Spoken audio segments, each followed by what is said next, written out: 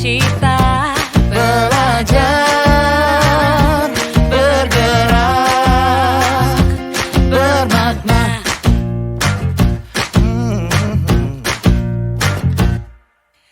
Aku bisa belajar dari ilmumu.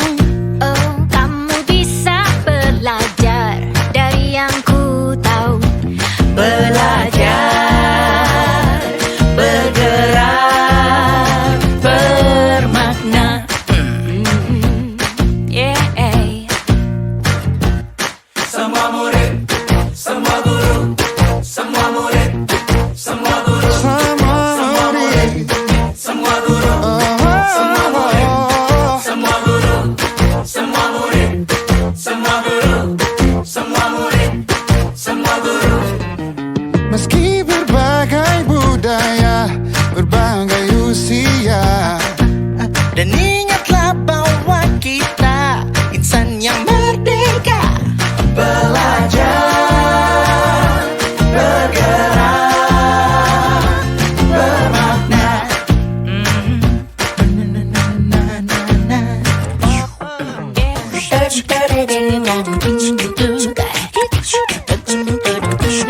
Semua murid, semua guru, semua murid, semua guru, semua murid, semua guru, semua murid, semua guru, semua murid, semua guru, semua murid, semua guru, semua murid, semua guru, semua murid, semua guru,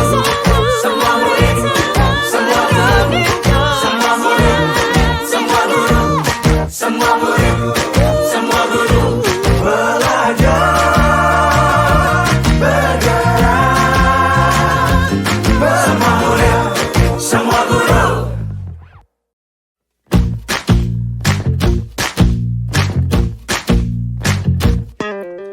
Kita bisa bersama mengubah dunia. Percaya pada diri demi cita-cita. Belajar, bergerak, bermakna.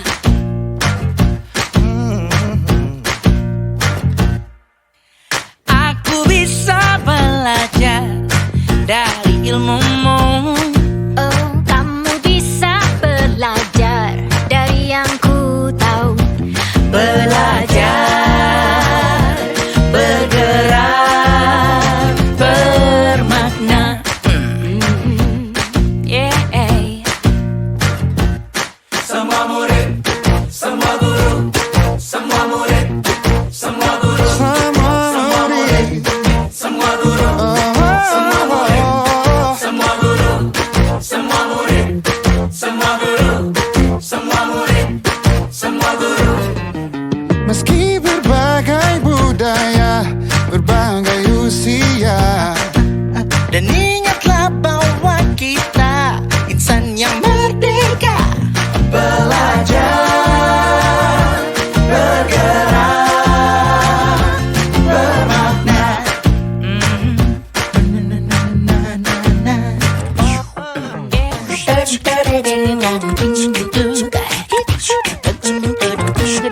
Semua murid, semua guru, semua murid, semua guru, semua murid, semua guru, semua murid, semua guru, semua murid, semua guru, semua murid, semua guru, semua murid, semua guru, semua murid, semua guru,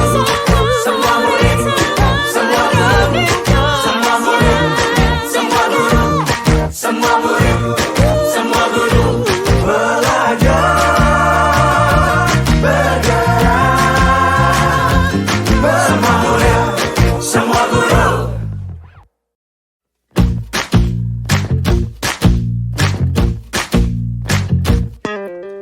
Kita bisa bersama mengubah dunia.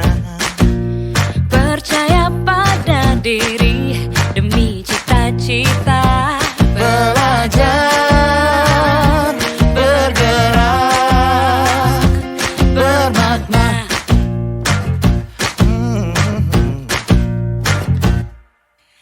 Aku bisa belajar ilmumu. Oh, kamu bisa belajar dari yang ku tahu. Belajar, bergerak, bermakna. Yeah.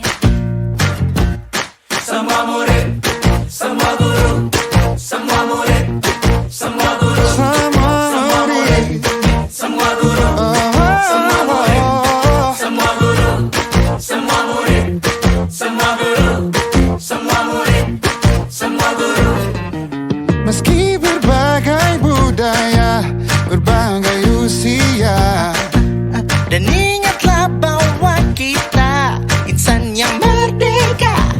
Belajar, bergerak, bermakna.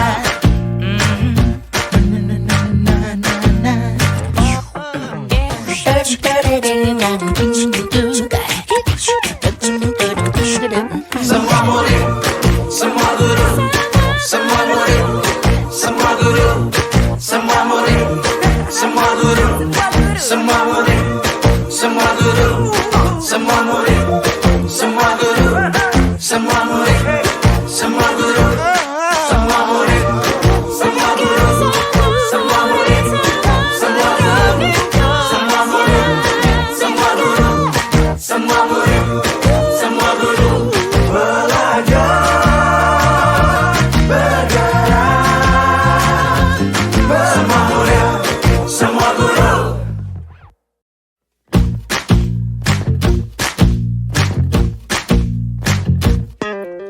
Kita bisa bersama mengubah dunia. Percaya pada diri demi cita-cita. belajar, bergerak, bermakna.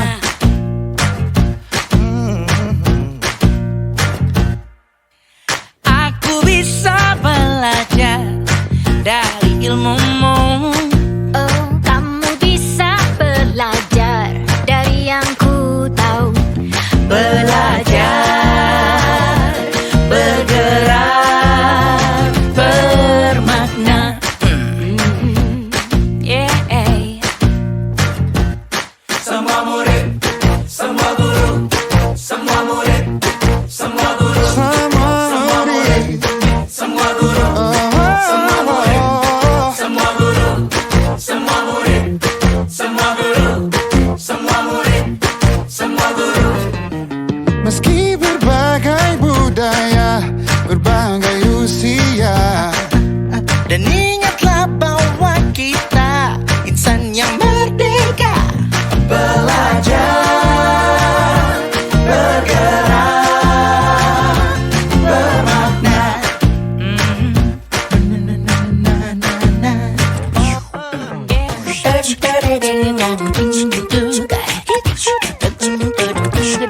Semua murid, semua guru, semua murid, semua guru, semua murid, semua guru, semua murid, semua guru, semua murid, semua guru, semua murid, semua guru, semua murid, semua guru, semua murid, semua guru, semua murid, semua guru, semua murid, semua guru. Belajar, bergerak, semua murid, semua guru.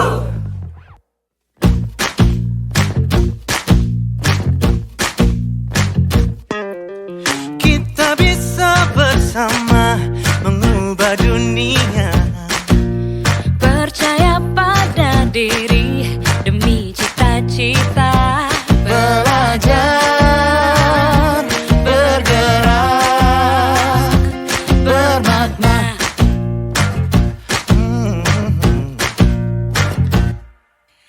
Aku bisa belajar dari ilmumu. Oh, kamu bisa belajar dari yang ku tahu. Belajar, bergerak, bermakna. Yeah.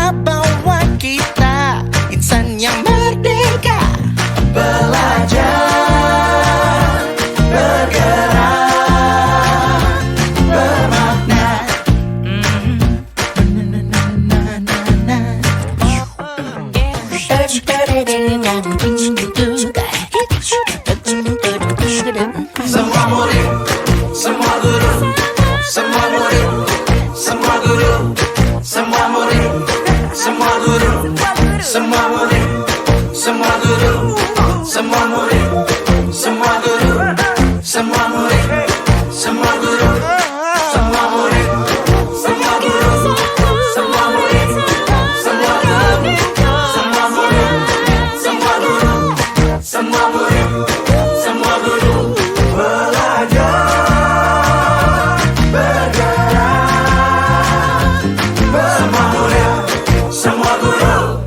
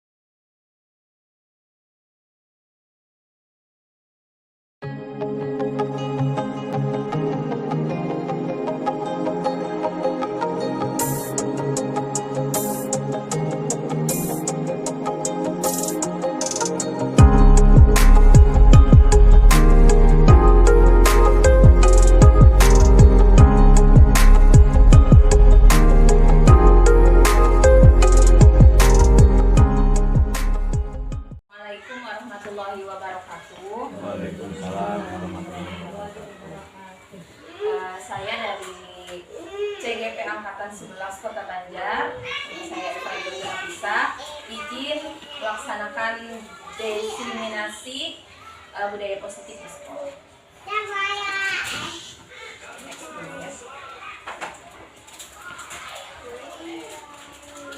Nah, untuk konsep inti yang akan saya jelaskan yaitu tentang disiplin positif, motivasi perilaku manusia, posisi kontrol, keyakinan sekolah, segitiga institusi, filosofi Ki Hajar Dewantara, nilai-nilai guru penggerak, dan visi guru penggerak.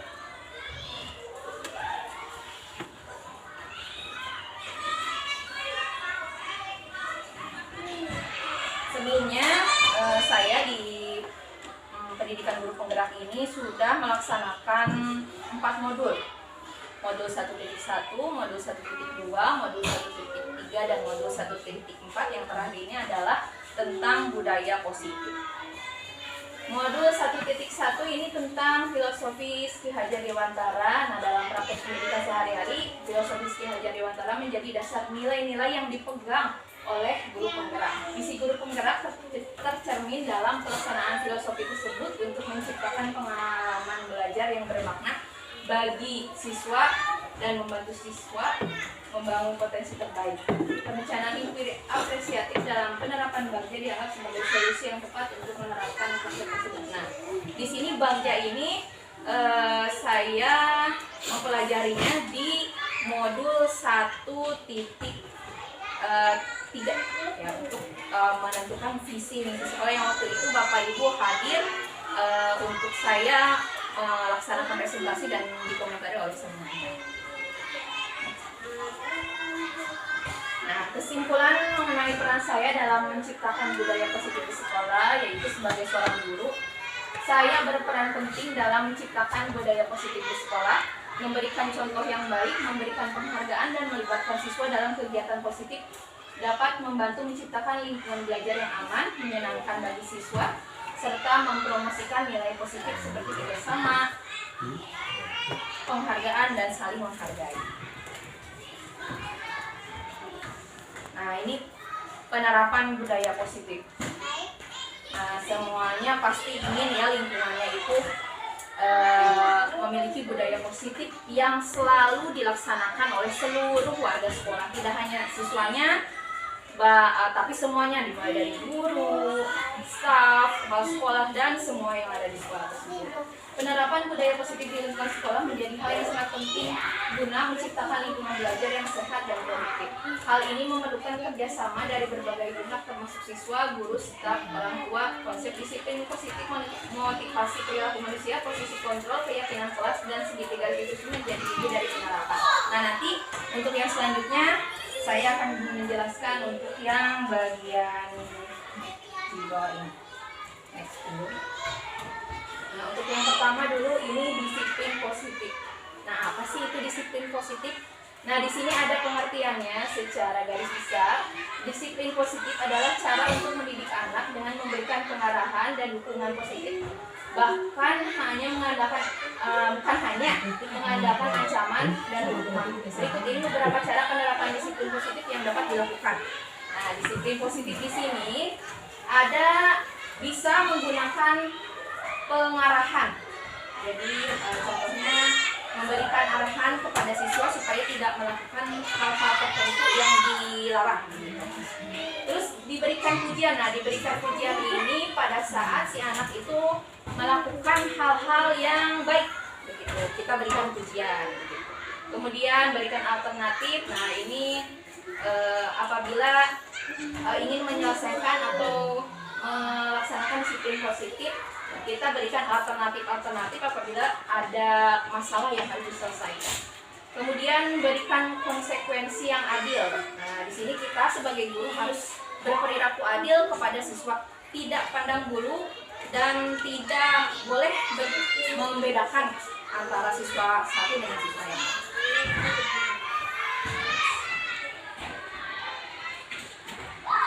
Motivasi perilaku manusia di lingkup sekolah dapat dibagi menjadi dua tipe.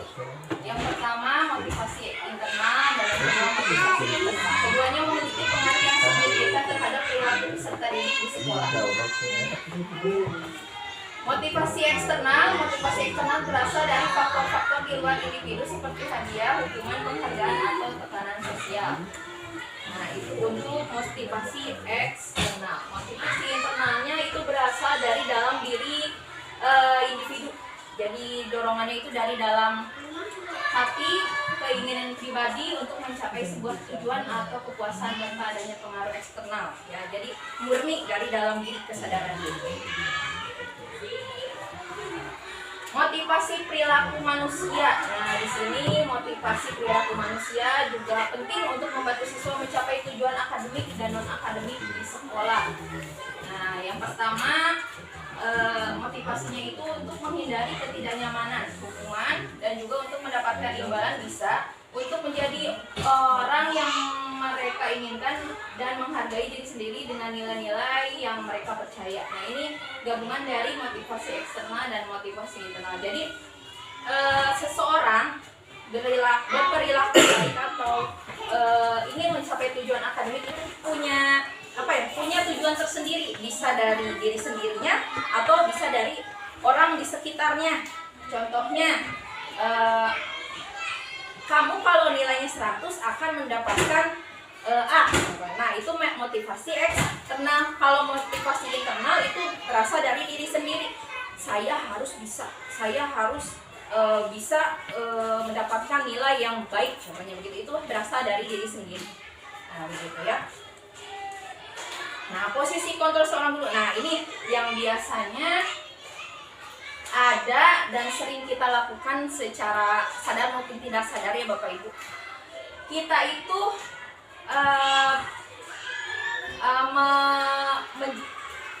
masuk dalam kontrol apa nih? Nah, sebagai seorang guru nih ada beberapa macam kontrol. Ada penghukum, pembuat rasa bersalah, teman, pemantau, dan manajer. Nah, nanti saya akan jelaskan kira-kira Bapak Ibu itu masuknya ke yang mana nih? Yang biasa Bapak Ibu lakukan sehari-hari, termasuk saya juga nih. Saya juga merefleksi diri saya sendiri. Saya termasuknya yang bagian mana? Nah, yang penghukum dulu nih. Yang penghukum dulu, guru berperan sebagai penghukum. Akan menggunakan hukuman untuk mengontrol perilaku murid. Hukuman yang diberikan dapat berupa fisik ataupun verbal. Nah, menurut Bapak Ibu, kira-kira Bapak Ibu termasuk yang ini apa bukan? Gitu ya. Nanti saja Ibu Bapak dijawabnya pada saat refleksi. Untuk yang selanjutnya, membuat rasa bersalah. Nah, ada juga guru yang membuat si anak itu memiliki rasa bersalah setelah kita berikan pengarahan dan semacamnya. Guru tersebut yaitu guru yang berperan sebagai pembuat rasa bersalah akan membuat murid merasa bersalah atas kesalahannya. Guru dapat melakukan hal ini dengan cara memberikan nasihat atau dengan membuat murid merenungkan kesalahannya. Begitu ya. Kira-kira ini pernah dilakukan Bapak Ibu? Nanti ya. Yang selanjutnya sebagai teman. Nah, di sini guru juga berperan sebagai teman, tapi di sini kita punya batasan ya, jangan terlalu dekat, gitu, jangan terlalu jauh juga. Nah, teman ini juga merupakan salah satu posisi kontrol dari seorang guru. Teman, guru yang berperan sebagai teman akan memperlakukan murid seperti teman sebaya. Guru akan berusaha untuk dekat dengan murid dan memahami masalah-masalah yang mereka hadapi. Jadi kalau sepertinya guru itu dalam posisi kontrol teman, biasanya si anak itu lebih terbuka kepada kita, begitu. Lebih bisa bercerita apa yang mereka rasakan, begitu, karena mereka itu menganggap kita sebagai teman sebaya. Lanjut lagi untuk pemantau. Pemantau, nah ini juga merupakan posisi kontrol seorang guru. Pemantau, guru yang berperan sebagai pemantau akan memantau perilaku murid dan memberikan arahan jika diperlukan. Guru akan berusaha untuk memastikan bahwa murid mengikuti aturan dan norma yang berlaku di sekolah. Jadi hanya memantau saja nih. Oh, si A melakukan A, si B melakukan B, seperti itu. Juga memberikan arahan. Nah, itu termasuk sebagai guru pemantau. Lanjut lagi, sebagai manajer. Nah, ini yang terakhir ya. Tidak hanya kepala sekolah, guru juga bisa menempati posisi kontrol sebagai manajer. Manajer itu maksudnya seperti apa? Guru yang berperan sebagai manajer akan mengelola kelas dengan cara yang efektif dan efisien. Guru akan menciptakan lingkungan belajar yang kondusif dan memotivasi murid untuk belajar. Nah, kira-kira yang mana nih Bapak Ibu guru yang biasa Bapak Ibu guru lakukan? Kita lanjut dulu ya. Nanti simpan dulu, nanti kira-kira menurut Bapak posisi kontrol mana yang menurut Bapak Ibu posisi kontrol mana yang sesuai dengan Bapak Ibu yang biasa lakukan di kelas. Keyakinan kelas. Bapak dan Ibu di kelas biasanya membuat tata tertib atau tidak? Ya. Dulu memang disebutnya tata tertib. Nah, kita sekarang arahkan menjadi sebuah yang namanya keyakinan kelas. Apa sih bedanya dengan tata tertib? Apa sih bedanya dengan aturan? Apa sih bedanya dengan keyakinan kelas? Nah, ada yang berbeda nih. Kalau keyakinan kelas itu disepakati oleh satu kelas, ya.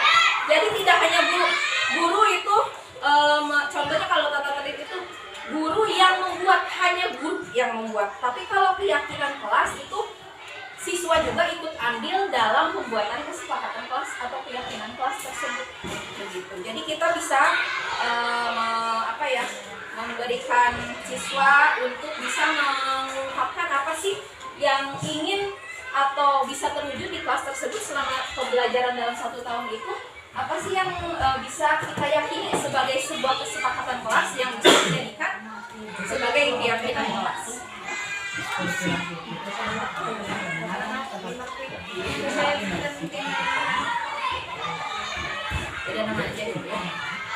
Nah, yang ini tentang segitiga restitusi. Nah, ini tentang penyelesaian sebuah masalah Bapak Ibu. Tapi sebenarnya mah ini teh biasa dilakukan di tanpa kita sadari kita sudah melakukannya. Apa sih segitiga restitusi ini?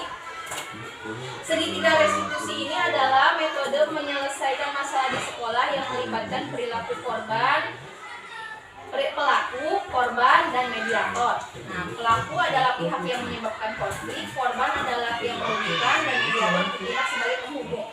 Metode ini memungkinkan perilaku pelaku untuk meminta maaf dan memberikan kompensasi sementara korban merasa dihargai dan mendapat keadilan. Mediator memfasilitasi dialog antara keduanya sehingga konflik dapat diselesaikan dengan baik. Nah, di sini kalau kita melakukan segitiga restitusi itu pada saat kita mendapatkan masalah dari anak ya atau dari guru begitu ya, kita bisa melakukan restitusi cara segitiga restitusi untuk menyelesaikan masalah tersebut begitu. Bukan hanya menuduh atau apa, jadi harus ada tiga pelaku, ada pelaku, ada mediator, dan ada penghubung, ada korban, ada pelaku, ada korban, dan ada mediator. Nah, refleksi nih Bapak Ibu. Untuk tadi yang pertama ya Bapak Ibu, yang ini dulu deh, yang posisi kontrol dulu aja deh.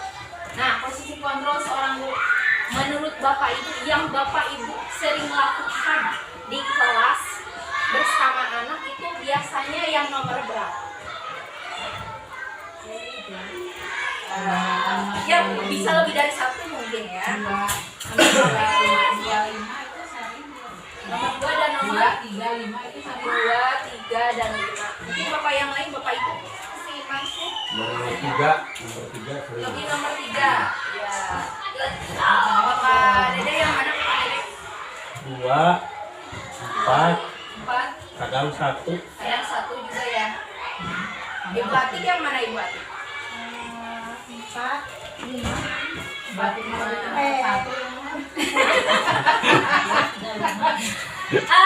Saya tidak menyalahkan apakah yang ini betul, yang ini salah. Nah, itu terserah, jadi sesuai dengan situasi dan kondisi Bapak Ibu ya. Nah, terus untuk Ibu Epit yang mana Bu Epit? Yang biasa dilakukan Bu Epit? 2, 3. Bu Desi? Ke nomor 5. Ya. Kalau saya sendiri semuanya pernah. Iya, Gitu. Iya, semuanya perlu karena ada suatu kondisi di mana kita itu harus menjadi nomor 1, nomor 2, nomor 3, nomor 4, nomor 5. Tapi menurut Bapak Ibu yang baik itu yang mana sih, yang paling baik di antara 5 posisi kontrol seorang guru? Yang 5 ya? Iya sih ya. Betul, nomor 5 ya. Tapi dalam beberapa situasi kita juga bisa melakukan posisi kontrol 1, 2, 3 sesuai dengan Tergantung situasinya. situasi. Iya Ya. betul Bapak Ibu. Karena ada juga pengalaman dari rekan saya yang di SMK, SMA itu yang satu CGP dengan saya. Semuanya itu rata-rata yang ini nih, pembaruan ini. Yang ini nih. sebenarnya sangat tidak boleh itu sebenarnya. Iya, sebenarnya sangat tidak boleh, tapi katanya cuma biar membuat efek jerak katanya gitu. Mendisiplinkan. Nah, itu ya. Tergantung tingkat kesalahan muridnya juga. Iya betul Pak. Dan tergantung hukumnya yang lahir. Ya, jadi tergantung kesalahan anak Situasi dan tergantung kondisi. situasi dan kondisi. Jadi tidak ada yang salah sebenarnya, cuma yang bisa kita lakukan yang terbaik yang seperti apa yang sesuai dengan kondisi yang ada. Lanjut lagi yang tadi tentang keyakinan kelas nih, ini berarti khusus tapi boleh juga sih guru bidang juga membuat keyakinan di kelas begitu Bapak Ibu. Keyakinan kelas sebenarnya sudah dilaksanakan ya, sebab kita kalau membuat terutama kelas 6 karena sudah pada gede gitu ya.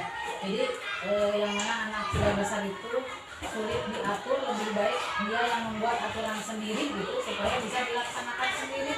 Jadi saya kalau membuat kamu itu kan bukan mengenai keyakinan kelas ya, tapi sama aja, cuman pembuatannya juga udah dari dulu juga udah bersama anak. Ya, baik berarti sudah dari lama ya begitu. Mungkin berbeda istilah saja begitu ya. Iya begitu ya. Jadi bedanya begitu kalau keyakinan kelas itu dibuat secara bersama-sama dengan siswa, tidak hanya guru, tidak hanya satu arah begitu yang membuat peraturan. Berarti hampir semuanya sudah ya Bapak Ibu. Nah, untuk segitiga restitusi nih. Segitiga restitusi ini salah satu metode untuk menyelesaikan masalah. Nah, Bapak Ibu pernah tidak melakukan segitiga restitusi ini? Jadi segitiga restitusi ini ada 3 pihak, ada korban, ada pelaku, ada mediator. Kalau kita biasanya sebagai apa? Mediator ya Bapak Ibu. Biasanya ada anak yang bertengkar nih, si A sama si B, si A jadi korban, si B jadi pelaku, bertengkar, kita menjadi penengah. Nah, itu sudah biasa ya Bapak Ibu. Nah, itu tanpa kita sadari kita sudah melakukan yang namanya segitiga restitusi. Lanjut.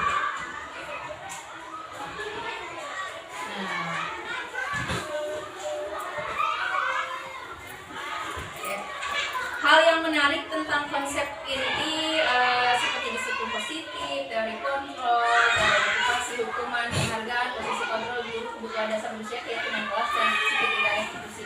Hal yang menarik menurut Bapak yang tadi yang setelah saya jelaskan Bapak Ibu semuanya, yang paling menarik menurut Bapak Ibu yang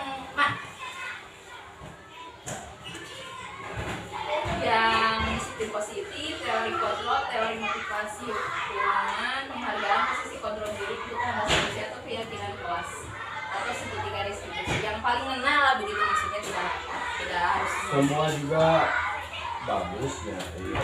Cuma yang paling ini disiplin positif lebih menarik gitu. Iya, disiplin positif. Mungkin dari yang lain, Bapak Ibu, yang paling menarik dari mana? Keseluruhannya menarik. Kalau menurut saya yang paling itu mengenai itu teori motivasi. Teori motivasi yang lainnya? Udah, cukup. Iya. Jadi sebenarnya ini semua itu hal yang penting ya, yang sebenarnya Bapak kita sendiri sudah dilakukan dan semuanya merupakan hal yang sebagai pribadi saya sendiri sebagai seorang PGP itu sangat menarik karena ini merupakan pengetahuan baru bagi saya dan juga saya bisa mendesimulasikan kepada semua Bapak Ibu guru mengetahui apa itu hal-hal yang ada di sini yang tadi saya jelaskan. Bukan masalah kontroli. Peran guru sangat penting dalam membentuk karakter siswa yang berkualitas dengan menerapkan disiplin positif dan teori kontrol untuk meminimalisir perilaku nakal siswa. Guru juga harus memperhatikan motivasi siswa dan dapat menggunakan segitiga restitusi untuk menyelesaikan konflik di sekolah dengan melibatkan pelaku, korban, dan mediator. Ini tentang segitiga restitusi yang Bapak Ibu tadi sudah jelaskan. Lanjut lagi, intinya sebagai seorang guru, disiplin positif dan teori kontrol dan motivasi membantu dalam mengajarkan tanggung jawab serta memperbaiki perilaku siswa dan memotivasi mereka untuk berpartisipasi aktif dalam pembelajaran. Oke, ini penerapan hukuman juga tadi. Kontrol guru ya tadi. Sebenarnya semuanya ini bisa atau biasa dilakukan tanpa kita sadari. Sebagai seorang guru juga segitiga restitusi juga dapat digunakan untuk menyelesaikan konflik dan memastikan siswa merasa didengar atau dipahami. Nah, tadi saya jelaskan ya. Nah, ini untuk yang selanjutnya, perubahan apa yang terjadi pada cara berpikir Anda dalam menciptakan budaya positif di kelas maupun sekolah Anda setelah mempelajari modul ini. Nah, kalau menurut Bapak Ibu, tadi setelah saya jelaskan, menurut budaya positif yang menciptakan budaya positif di kelas itu, menurut Bapak Ibu, apa yang berubah dari cara berpikir siswa setelah kita melakukan budaya positif? Contohnya yang biasa kita lakukan di kelas sehari-hari, contohnya dalam pembiasaan awal ya Bapak Ibu,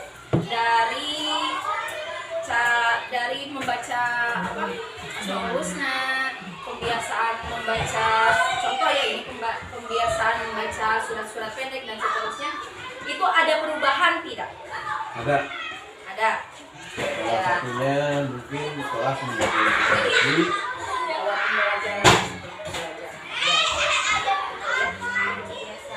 ya, jadi kebiasaan ya, karena semuanya akan biasa karena akan bisa karena terbiasa, begitu ya Bapak Ibu.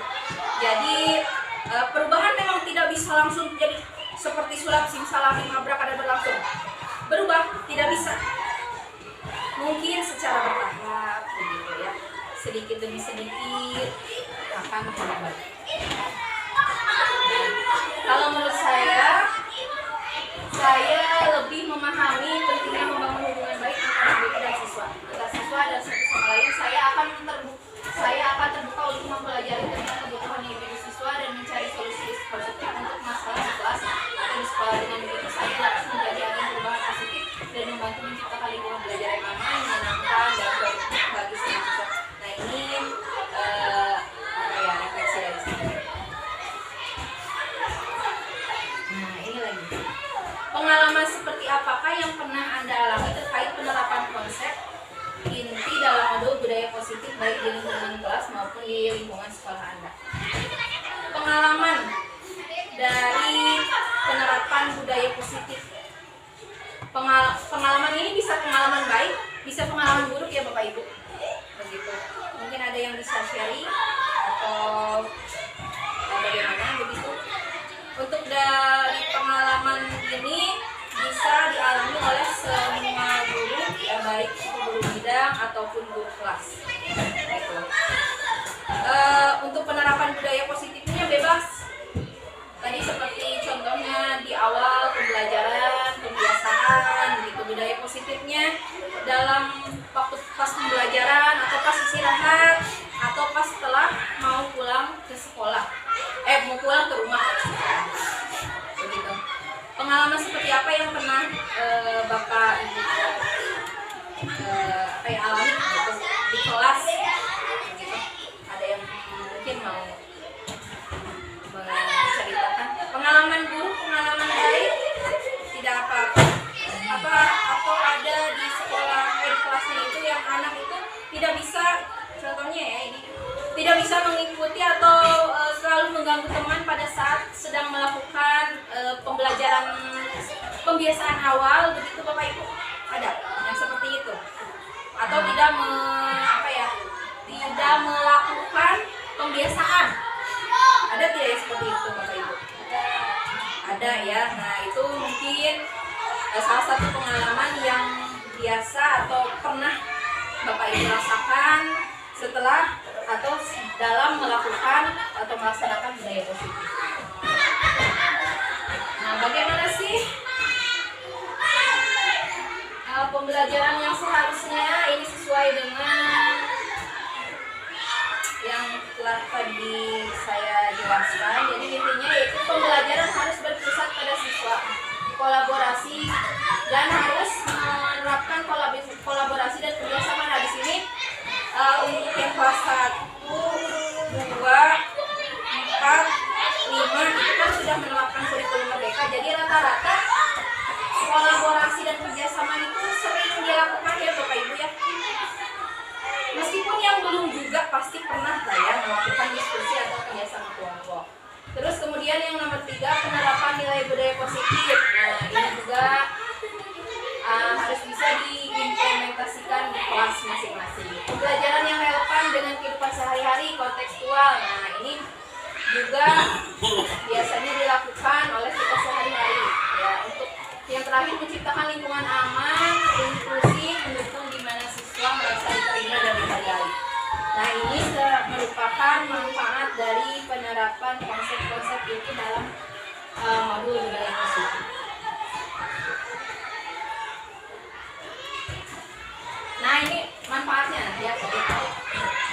Manfaatnya setelah kita melakukan atau menerapkan konsep-konsep inti dalam modul budaya positif. Tadi kan kata Bapak Ibu ada perubahan ya Bapak Ibu? Ada ya. Nah, terus dapat memotivasi siswa juga untuk belajar lebih aktif dan juga mengembangkan lingkungan belajar yang aman dan positif. Nomor 4, adanya perubahan dalam cara mengelola kelas. Yang kelima, perbaikan dalam hubungan saya atau kita semua guru sebagai guru dan siswa dan meningkatkan kepercayaan antar satu sama lain. Oke, tadi sudah ini ya. Nah, ini untuk bagaimana sih perasaan Bapak Ibu setelah mengalami hal-hal tersebut. Nah, sebagai seorang guru, saya pribadi ya merasa bangga apabila setiap siswa itu menerapkan budaya positif secara nyata di lingkungan sekitarnya, tidak hanya di sekolah tapi di lingkungan rumah atau di lingkungan yang lainnya.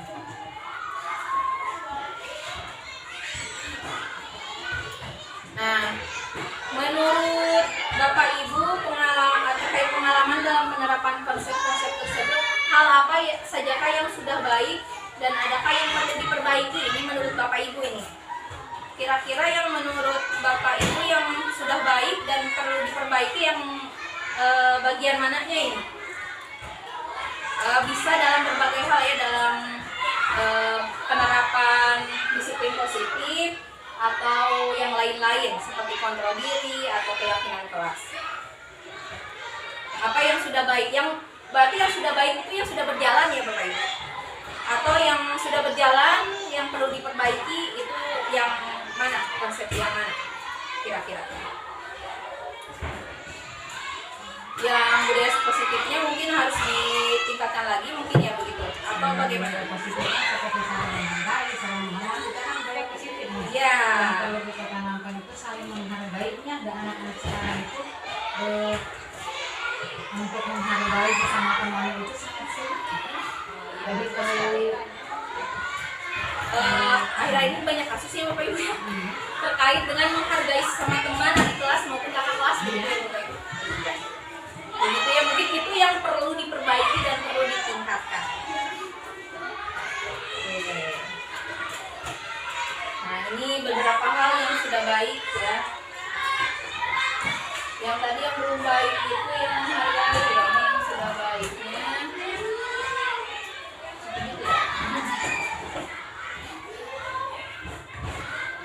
Beberapa hal yang sudah baik, kemudian yang belum baik karakter, berarti lebih ke karakter ya. Nah, ini harus yang perlu diperbaiki ini karakter ya, berarti karakter saling menghargai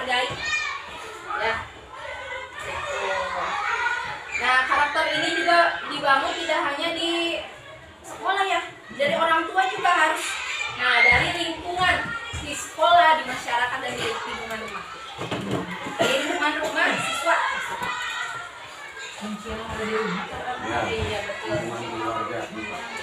Karena di sekolah itu waktunya sedikit ya Bapak Ibu ya. Jadi lebih banyak di rumah.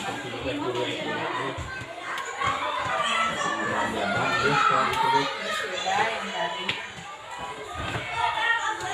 Nah tadi kan saya sudah menjelaskan posisi kontrol.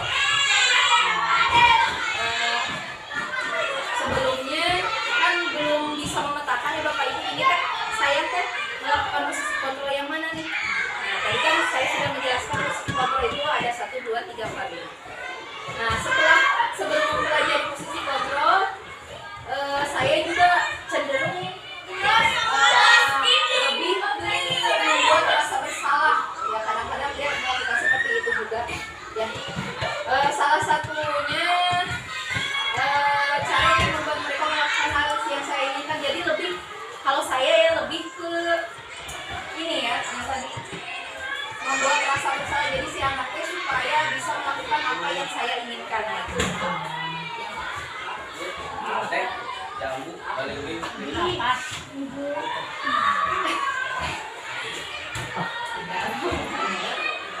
Nah, perasaan saya setelah mempelajari 5 posisi kontrol yang tadi, jadi posisi manajer tadi Bapak Ibu betul ya, posisi manajer ini jauh lebih efektif dalam berkomunikasi dengan siswa. Nah, gitu ya. Jadi kita juga sebagai guru merasa nyaman dengan posisi manajer dalam berinteraksi dengan murid dari yang posisi kontrolan. Jadi cenderung karena memang itu yang gampang hukum. Perbedaan utama antara posisi kontrol pembuat rasa bersalah dengan posisi kontrol manajer. Nah ini pengetahuan sedikit ya Bapak Ibu. Jadi kalau posisi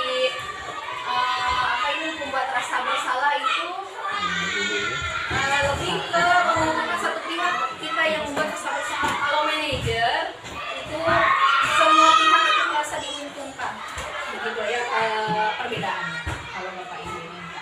Nah terus untuk selanjutnya, pernahkah Bapak Ibu menerapkan segitiga restitusi untuk menghadapi masalah? Nah ini yang tadi ya pertanyaannya. Pernah ya Bapak Ibu semuanya ya? Ya pernah. Oke, jika iya tahap mana yang Bapak Ibu praktekkan? Semuanya ya Bapak Ibu? Pernah pasti ya. Nah, tidak tahu bahwa itu merupakan segitiga restitusi.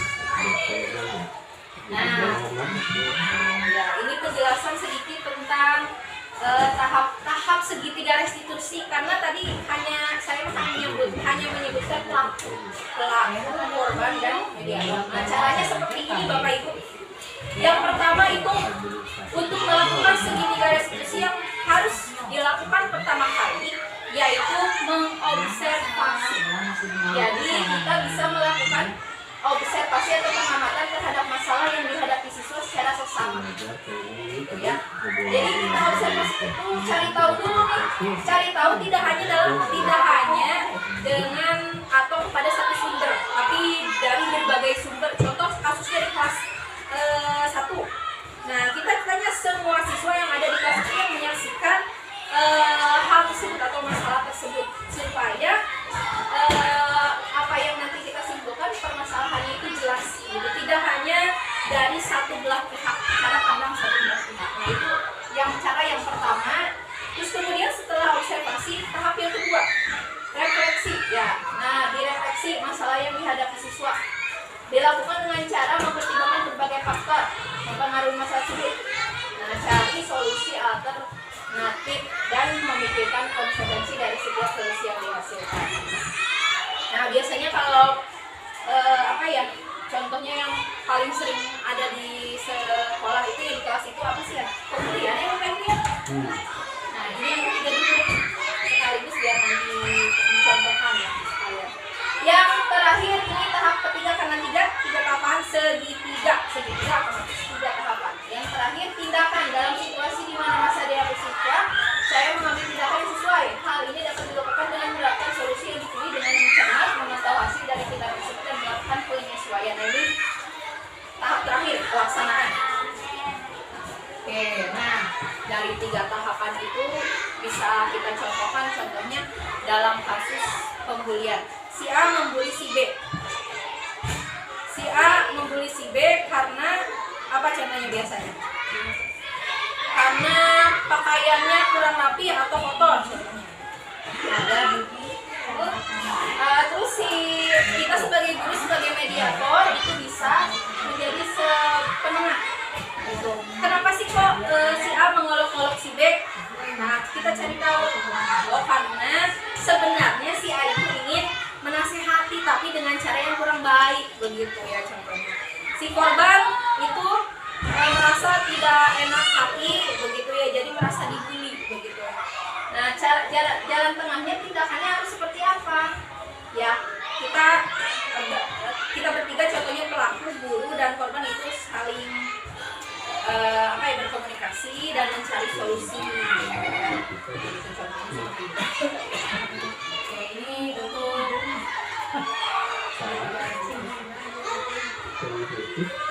Nah, adakah hal-hal yang lain yang menurut Bapak Ibu yang penting, menurut Bapak Ibu yang harus dipelajari untuk menciptakan budaya positif baik di lingkungan kelas maupun di sekolah? Selain yang tadi saya sampaikan, ada tidak yang lain begitu? Yang penting, yang sangat penting, yang urgent, yang belum disampaikan, atau yang sudah juga tidak apa-apa yang lain. Berarti yang tadi semuanya menurut Bapak Ibu penting tidak untuk menciptakan budaya positif? Atau ada hal yang lain yang lebih urgent lagi supaya terciptanya budaya positif yang baik di lingkungan kelas maupun di sekolah? Apa kira-kira yang belum kita sampaikan? Contohnya seperti ini, kita sedang menerapkan budaya positif di kelas, tetapi sulit diterapkan. Ternyata misalnya ada satu anak si A, contohnya anak itu udah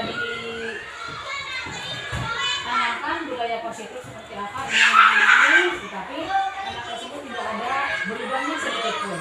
Nah, maka itu sebagai guru harus mengobservasi bagaimana latar belakang siswa itu, ya, di rumahnya seperti apa, tinggal dengan siapa, punya ibu tirinya atau adakah ibunya, seperti itu. Berarti itu lebih ke observasi lebih mendalam ke kebiasaan di rumah atau orang lingkup di sekitar rumah ya. Iya, bisa.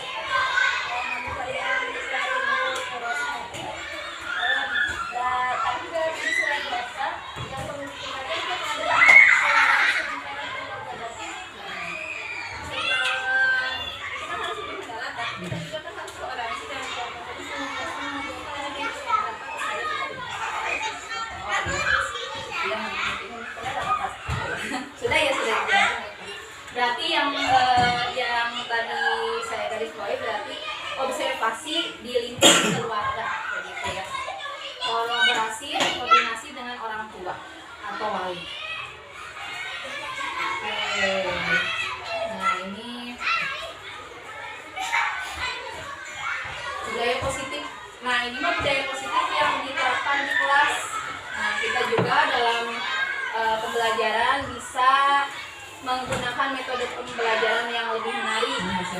Contohnya menggunakan game. Ya, ini bisa jadi salah satu alternatif budaya positif di lingkungan kelas, terutama dalam hal koordinasi. Di samping itu, diperlukan lingkungan kelas yang bersih, teratur, serta fasilitas yang baik. Nah, ini perlu ditingkatkan juga ya Bapak Ibu. Nah, pastikan juga tidak ada tindakan kekerasan, pelecehan, diskriminasi yang terjadi di sekolah, tindakan preventif dari guru, staf sekolah, jadi semuanya itu harus bekerja sama, kolaborasi, begitu ya, bahasa kerennya mah kolaborasi, begitu, dalam menciptakan situasi belajar yang kondusif. Oke, terakhir, membangun hubungan yang baik antar guru, siswa, serta antar siswa juga ya. Guru dapat menjadi peran model bagi siswa dan membangun hubungan yang saling menghargai dan memperkuat rasa kebersamaan dan persaudaraan di dapat mengadakan kegiatan ekstrakurikuler atau kegiatan sosial yang dapat mempererat hubungan antar siswa, meningkatkan rasa solidaritas di sekolah. Semua hal ini dapat membantu menciptakan budaya positif dan mendukung pencapaian tujuan pendidikan. Tambah lagi tadi di sininya ibu saya tambahkan juga guru dan siswa serta antar siswa dan stakeholder ya seperti orang tua dan lingkungan masyarakat juga sangat berpengaruh.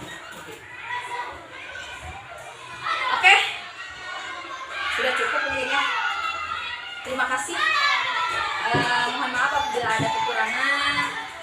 Wabillahi taufiq wal hidayah. Wassalamualaikum warahmatullahi wabarakatuh. Terima kasih semuanya.